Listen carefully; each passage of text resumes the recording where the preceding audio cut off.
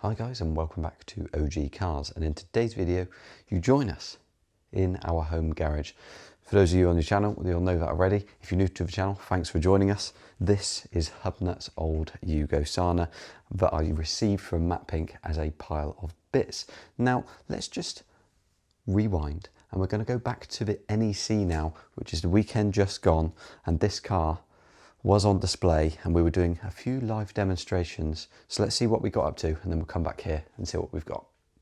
Hi guys, and welcome back to OG Cars, and in this video we are at the NEC again, and we have the Yugo Sana jacked up now. We've got the wheels off, we've got the flywheel half cleaned up, and hopefully I can get the clutch fitted now. I've just bought some new fasteners. The good thing about being at the show here is obviously you've got everything right on your doorstep, so I've bought some new ones. We're going to see if we can get the clutch on, and hopefully it's the right one.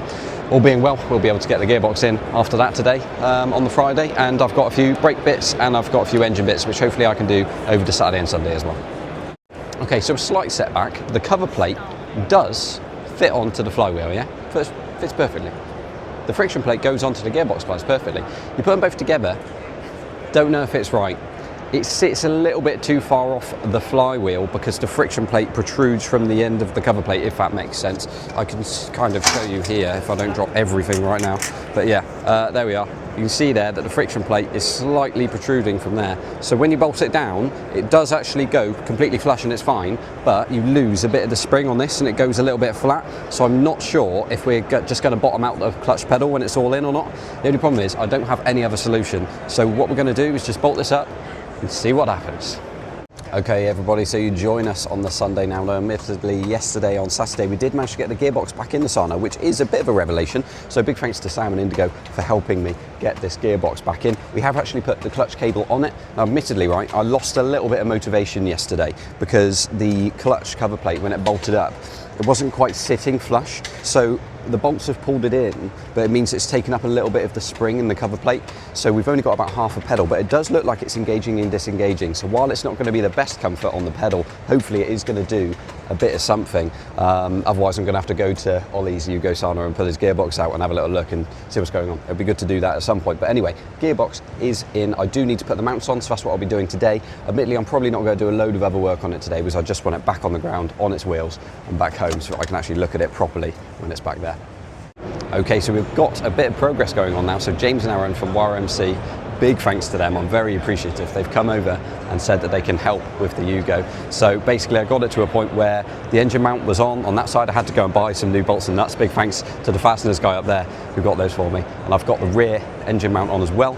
And I was just going to put everything back together and just drop it on the floor so we can stick it on the trailer later. But James and Aaron have decided that we can actually look at the brakes, look at the head gasket. So we're going to get to work now, see what we can get done at the show today on the Sunday. I think I'll just do the one.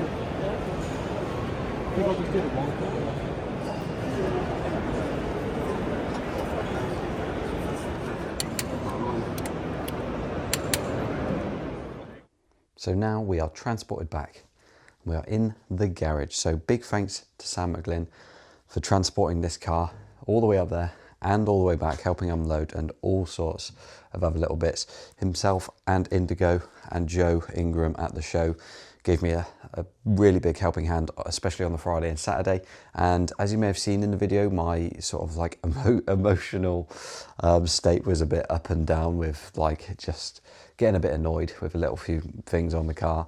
And on Sunday, again, another big thanks has to go out to James and Aaron, who basically stepped up and said, look, I know you haven't been around the show yet, but we really want to get cracking on something else now that we've finished Joe's Peugeot 206, which I helped on as well. And so they decided to give me a helping hand. Now let's have a little look under the bonnet and see what those boys managed to help me with. I say help me with, they basically did all of this all by themselves. Aaron did the front brakes on the car, so that was pads, discs, calipers, hoses, you name it. The front brakes are rebuilt, big thanks to him.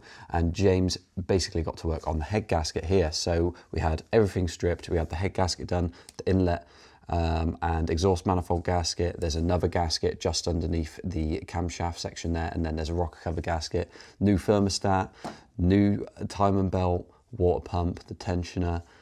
Big thanks to James and Aaron for helping with that.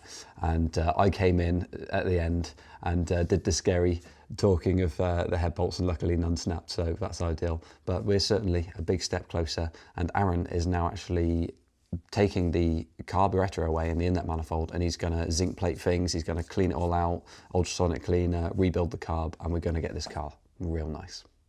Obviously not forgetting that prior to that, we did actually get that gearbox in and the clutch. So big thanks to Sam, Indigo and Joe for helping with that. And obviously I was in such an annoyance with the clutch and thinking it's not going to work that I barely even got to a point where I was going to put the gearbox in. So big thanks to them for motivating me to actually get that in there as well. There needs to be a little bit of adjustment to the clutch cable side. I need to get like a half moon section for the end of the fork there. But I have actually done up the gearbox mounts on this side. I'm glad I managed to find it in the car eventually. Big thanks to Matt Pink for actually leaving it in there as well. The rear gearbox mount is actually bolted up as well. I've got a couple other nuts just to do up on there, but it's mostly in there. So next up, I need to look at changing some hoses and a couple other bits. I imagine there's still going to be a fairly long road to recovery for this one. So that about wraps it up for now, to be honest. As I say, there's plenty to do on this car. So if you're interested in seeing anything in particular, do let us know. If you've got any questions about the car, drop it in the comments below. There will be obviously updates on this car as and when.